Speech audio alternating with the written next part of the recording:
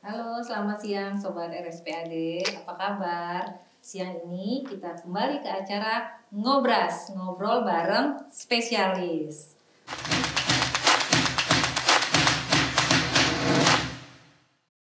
Bersama saya, Dr. Irena Rosdiana, spesialis anak, dan narasumber kita, Dr. Yeskiel, spesialis anak. Apa kabar, Dok? Baik, Dok. Baik. Alhamdulillah. Sehat ya, Dok ya? Sehat, Dok. Oke. Sehat. Ya, Dok. Ini nih kita lagi mau ngebahas masalah yang agak rame nih di media sosial, Dok. Masalah gula pada anak. Oh iya Dok. Itu tuh lagi rame banget ya, Dok ya. Benar, Dok. Banyak tuh ibu-ibu nih, parents nih pada bilang, Dok, itu tuh yang masalah cuci darah, yang masalah gula, diabetes, kemudian obesitas. Apa benar itu karena efek gula yang berlebihan pada anak? Nah, pelan-pelan ya, Dok ya. Nanti kita bahas satu-satu nih, Dok ya. Iya, Dok. Nah, jadi karena kita ada narasumbernya, kita tanya satu-satu ya. Gimana sih Dokter Kiel nih efek gula yang berlebihan pada anak? Oke, Dok. Jadi kalau kita bicara efek gula ini pada anak, tentu efeknya banyak, Dok. Kalau kita lihat efek yang jangka panjang aja, Dok ya. Jangka pendek dulu, Dok, maaf. Jangka pendek itu anak bisa menjadi hiperaktif, Dok. Jadi ada anak-anak yang kalau kita berikan gula yang berlebih, anaknya jadi aktif. Mungkin orang tuanya sering merasa, Dok, anak saya kok aktif banget ya, Dok ya. Nggak bisa berhenti, gerak ke sana, kemari, dibilangin nggak bisa. Nah, coba kita lihat apakah kita memberikan gula yang berlebih pada anak kita. Terus efek yang kedua, anak bisa juga menjadi GTM, Dok. Kadang-kadang kan sekarang sering tuh orang tua bilang, Dok, anak saya GTM. Coba lihat, jangan-jangan kalau anak kita tidak mau makan, kita gantinya pakai biskuit, pakai makanan-makanan manis. Sehingga itu akan menjadi kebiasaan anak, Dok. Saya nggak mau makan yang makanan saya yang biasa gitu ya. Karena kan nanti kalau nggak makan akan diberikan seperti makanan-makanan yang biskuit, makanan-makanan manis, kan tentunya lebih enak ya, Dok ya. Itu efek jangka pendeknya, Dok. Tapi kalau efek jangka panjangnya juga banyak, Dok.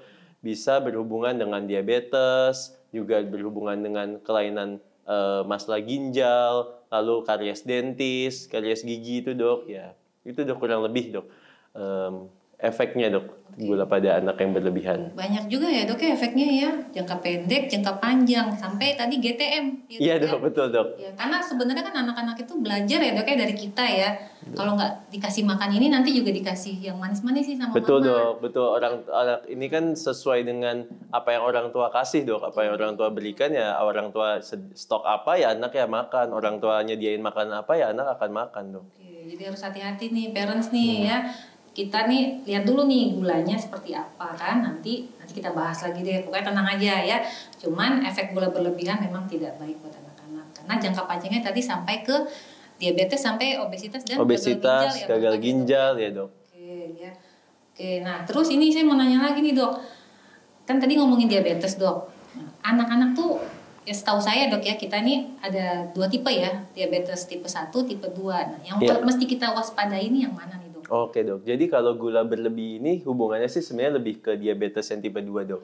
Kalau diabetes tipe 1 itu kan berhubungannya sama dengan keturunan, kelainan autoimun. Jadi memang diabetes tipe 1 ini tidak bisa dihindari, Dok.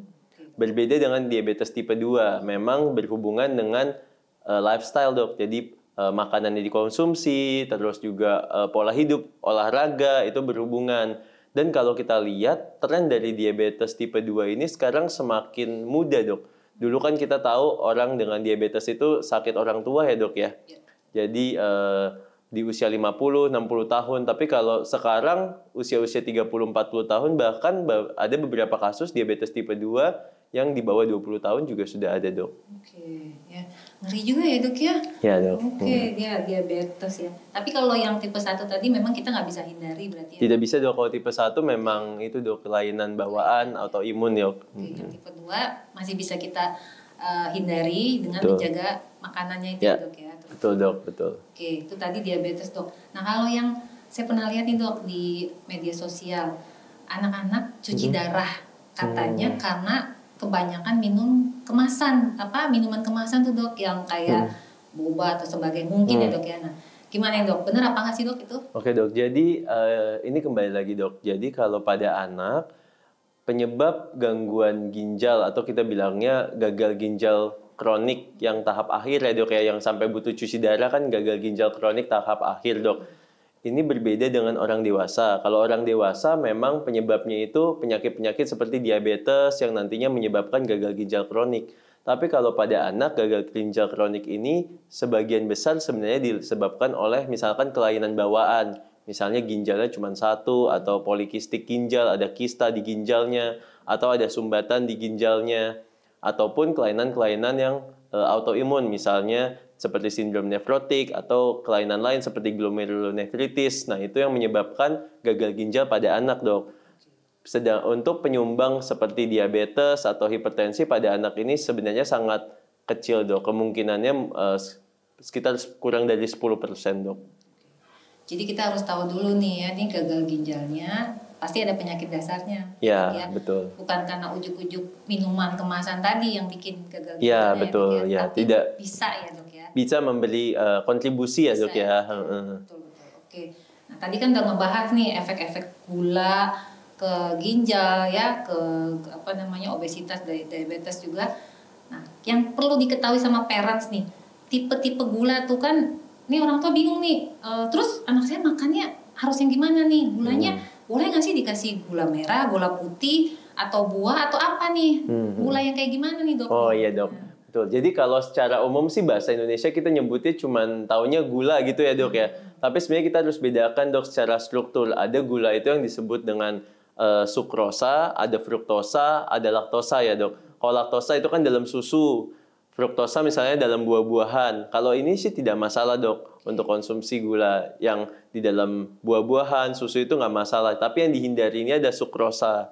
Sukrosa ini atau kita sebutnya seperti added sugar, dok. Ya, jadi gula-gula yang tambahan, dok. Gula pasir, gula aren, bahkan gula batu, seperti itu adalah bentuk-bentuk dari added sugar, dok. Jadi kalau yang gula alami ya, dok ya, yang dari buah sayur itu rekomendasi untuk batasinnya nggak ada ya, dok? Tidak ada, dok, kalau untuk ada. itu ya. Tapi kalau yang added sugar yang ditambahin ya tadi gula pasir, sirup juga bisa ya, dok? Iya, betul, sirup-sirup manis itu ya bisa juga, itu dok. Harus ada batasannya ya, dok ya. Betul, ada batasannya, dok. Oke, ya. Jadi parents juga perlu tahu nih, ternyata ada gula alami, ada gula tambahan. Nah, itu tuh baru tahu nih. Wah, menarik sekali ya. Nah, lanjut lagi nih, dok. Udah dikasih tahu nih, ternyata added sugar tuh ada batasannya. Berapa sih harusnya anak-anak tuh rekomendasinya? Oke, jadi untuk rekomendasinya sebenarnya itu kalau bisa itu 10% dari kalori, dok. Jadi rekomendasinya bahkan ada yang menyarankan lebih baik kurang dari 5%, dok. Nah, cara menghitungnya adalah kebutuhan kalori kita itu kurang lebih kalau orang dewasa itu sekitar 2000, dok. Kalori per hari. Kita kalikan saja dengan 10%, berarti kan 200 ya, dok ya. Lalu 4 kalori itu setara dengan 1 gram gula, dok. Berarti 200 dibagi 4 ya, dok. Berarti 50 gram. Jadi kalau orang dewasa rekomendasinya adalah 50 gram gula satu hari.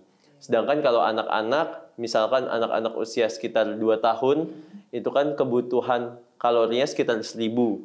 Berarti 10%-nya itu berarti sekitar 25 gram gula, dok. Jadi untuk anak 2 tahun direkomendasikan kurang dari 25 gram, dok.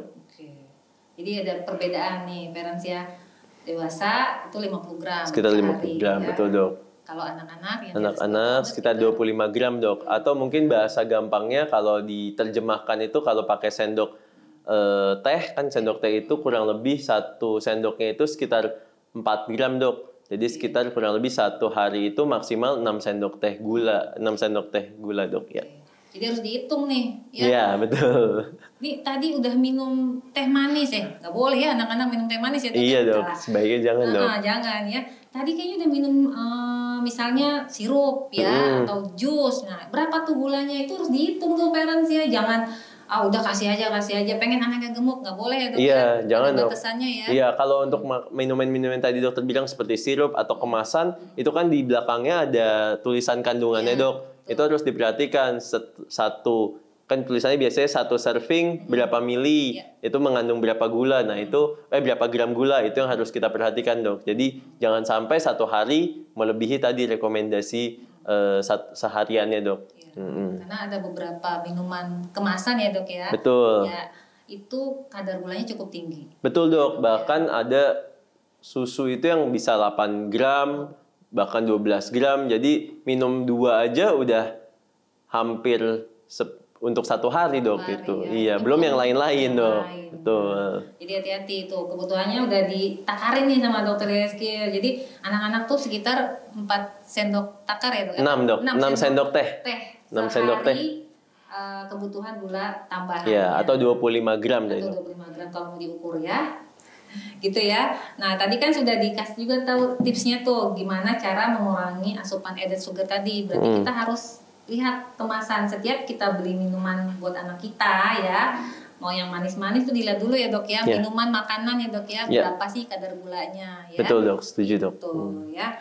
Kemudian nih dokter Kiel, tadi kan bahas masalah yang tadi susu ya. Iya, dok. Susunya kadang sampai 8 gram ya. Iya dok, betul. Kali kemasan itu. Nah, ini nih pemerintah kan lagi galakin masalah yang stunting yang untuk pemberian UHT ya. Iya betul dok. UHT itu gimana dok? Nah, kalau UHT gulanya dan lain-lainnya gimana dok? Ya jadi kalau UHT itu sebenarnya direkomendasikan dok. Bahkan di panduan WHO yang paling baru lebih direkomendasikan pemberian UHT pada anak dibandingkan susu formula ya dok sebenarnya. Tapi sebagai parents tentu kita harus lihat. Jangan hanya cuma sekedar susu UHT. Tapi kita lihat dok di belakangnya yang tadi saya bilang ada kandungannya dok. Kita lihat produk yang A misalkan berapa kandungan gulanya, yaitu harus menjadi salah satu bahan pertimbangan kita dok untuk memilih produk UHT mana yang kita berikan pada anak kita dok. Oke, jadi UHT-nya tuh nggak semua merek UHT sama ya dok ya? Oh iya dok, betul. Betul ya. dok. Kalau fresh milk gimana dok? Kalau fresh milk baik dok, tidak ada masalah. Tapi kadang-kadang fresh milk itu ada tambahan gulanya juga dok. Jadi ya pokoknya intinya kita harus lihat di bagian belakangnya. Jangan sampai kandungan gulanya itu tinggi. Tinggi, pokoknya udah ada batasannya. Betul. Jadi diingat, dicatat nih mama papa ya. Oke. Nah ini terakhir nih dok.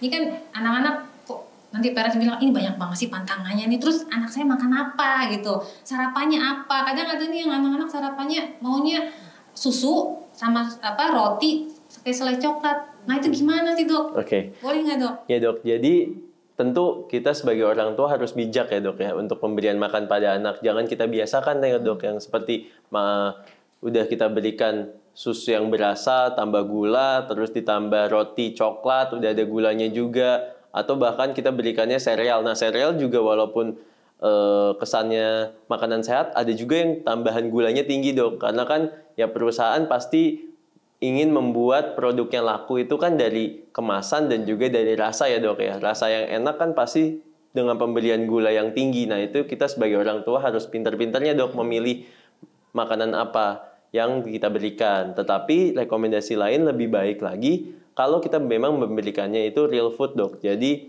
ya kita berikan saja makanan pagi ya isinya protein yang langsung pada anak gitu dok.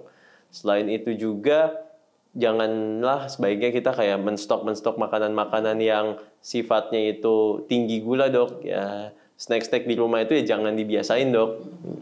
Oke.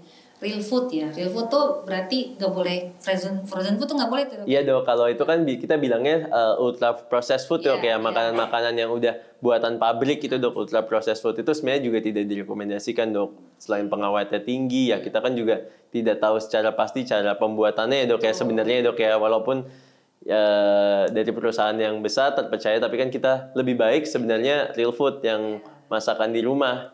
Walaupun ya dalam prakteknya mungkin cukup sulit ya dok ya. Terutama buat yang bekerja nih. Iya betul dok. Kadang cari simpelnya itu frozen food misalnya, atau processed food itu ya dok ya. Tapi ternyata itu juga harus dikurangi lah dok ya, betul. Berarti kita harus sediain yang protein. Tapi proteinnya nih mams yang hewani ya dok ya. Iya boleh betul. Yang nabati ya. Betul, baiknya yang untuk pertumbuhan yang hewani ya dok. Yang hewani ya, berarti apa tuh? Ayam ya dok ya. Ya ayam apalagi. Daging, telur, ikan. Nah, seperti itu ya dok ya. Oke deh, jadi nih udah banyak banget nih informasinya ya. Semoga bermanfaat nih buat sobat RSPAD, parents, mama, papa ya dok ya. Mengenai kebutuhan gula harian, kemudian apa saja nih pemilihan makanan buat anak ya. Semoga bermanfaat, dan kalau misalnya ada pertanyaan silahkan di kolom chat ya. Kemudian jangan ragu untuk mengkonsultasikan masalah kesehatan Ananda ke kami di Polianak RSPAD Gatot Subroto. Oke dok? Iya dok. Salam sehat. anak Indonesia. Indonesia. Terima kasih dok. Terima kasih. Thank you. Fadil.